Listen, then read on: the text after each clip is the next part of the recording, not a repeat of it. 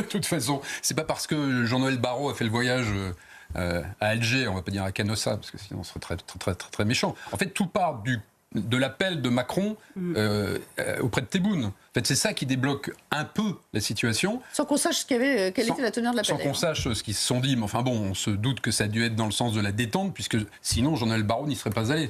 Il y est allé pour porter les messages du président, de Macron, et voilà. Et pendant ce temps-là, Retailleau se dit, bah oui, moi je demande à voir. C'est très très dangereux, parce que pour l'instant, on ne voit absolument rien. On dit qu'ils vont peut-être relâcher Boualem-Sansal. Mais en fait, ce régime est depuis l'origine, en fait, dirigé par un carteron de vieux dictateurs qui se repose que sur une seule chose, qui est la rente mémorielle. Tout est de la faute de la France, systématiquement. Ce pays qui est un pays très riche en termes de sous-sol, en termes de ressources. Les gens vivent dans une pauvreté crasse. Oh les bâtards. Joker fort, je le casse. Joker. Quand ils font pas partie de l'élite. Voilà, donc ce pays est géré par des vieux posés sur un trésor de guerre qu'ils ne veulent absolument pas partager, et surtout sans aucune ouverture démocratique depuis l'origine de la création de ce pays. Ils n'ont pas intérêt à ce que ça s'arrête, parce que c'est le maintien de leur survie. Mais bien sûr que non. S'en prendre à la France, on est un bouc émissaire parfait. Et en plus, le problème, c'est que Macron notamment, et d'autres présidents avant lui, on a donné le bâton pour se faire battre. On leur a dit, mais non, mais on va vous excuser, on va discuter avec vous, on va accepter. Alors oui, il y a une responsabilité de la France, évidemment. Mais enfin, on est parti en 62. Pardon, c'est un peu le dossier des accords de 68, là, il est relégué au calendrier grec. Naïma, avant qu'on écoute ce que vient de dire Dominique, je veux dire, c'est la faute à qui? En fait, c'est la faute à la France. Parce que vous avez très bien dit qu'on a donné le bâton pour se faire battre, mais il est temps aussi de tourner la page. Et cette page-là, on ne veut pas non plus la tourner. Donc, effectivement, le régime algérien en profite.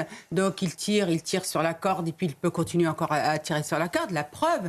Et puis ici, vous avez vu les réactions du président de la République. Non seulement, par exemple, il n'a pas marché lors de la marche contre l'antisémitisme avec nos compatriotes juifs en supputant qu'il risquait d'avoir des réactions au niveau des quartiers. La même chose, il semblerait qu'il craint une réaction de nos compatriotes franco-algériens ou des Algériens, ce qui est une erreur à mon sens. C'est la peur qui tétanise, en fait. Mais bien sûr, parce qu'aujourd'hui, d'ailleurs, la France, un grand pays comme la France, 6e puissance au monde, elle ne va pas faire sa politique en fonction des communautés. Et je voudrais juste rappeler que, encore une fois, quand il y a eu la réaction d'Israël après l'attaque du 7 octobre, les quartiers n'ont absolument pas flambé.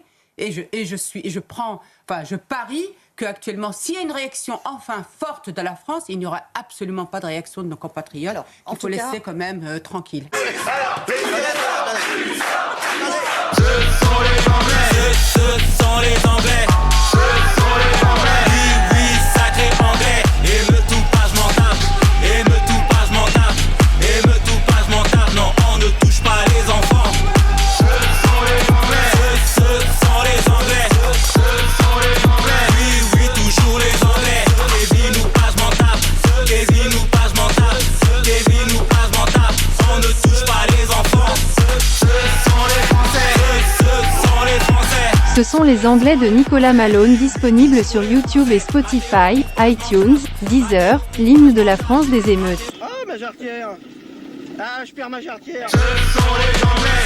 Ce sont les Anglais. Ce sont les Anglais.